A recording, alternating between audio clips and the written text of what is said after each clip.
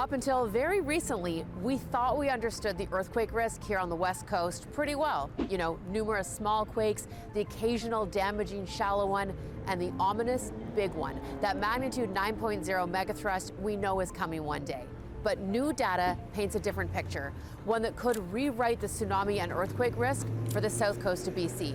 Scientists have discovered a massive tear underground, a sign that the situation is way more complicated than we thought.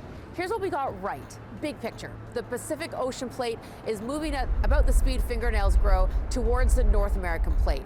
The ocean plate is dense, so it dives under our lighter continental plate. But nothing underground is smooth sailing. Things get stuck and pressure builds. We know we're due for that megathrust earthquake sometime in the next 100 years. This 1,000-kilometer stretch from Northern California to Vancouver Island is essentially locked and loaded. And here's where things get super interesting and complicated. The ocean plate that's getting pushed under is not one solid piece. Look at this. It's broken into sections moving at different rates. And at the northern end, near Vancouver Island, it's a bit of a three-way tug-of-war.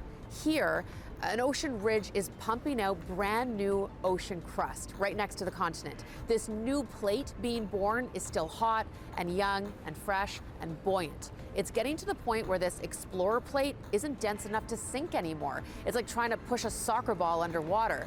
So this whole section is essentially shutting down, breaking off from the rest of the subduction zone. The part that is not been subducted yet, but is close to North America, is like, I don't want to be pulled down by the rest of this plate. And it starts to break apart.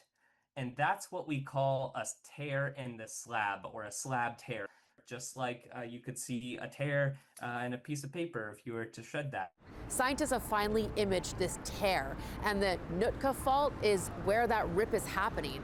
One day, this whole section will stop subducting completely and just slide side by side with us instead. The transform boundary is almost like scissors that are cutting through the plate and allowing that one segment to stop subduction.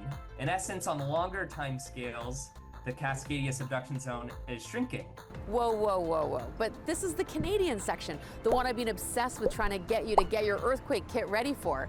Does this mean the big one is canceled for us? No, not exactly. There's a lot to still figure out, but it does mean that the big one might not be one clean break and have a different boundary than we thought. Now that we know that, if there are future earthquakes in this region, then we can look at how that rupture propagates through this area and have a much better understanding of like boundaries in earthquakes, like how they sense these boundaries and they either propagate through them, continuing the earthquake and making it big, or stopping there and making it smaller. You know what though? I'm thinking of this whole thing as a good thing.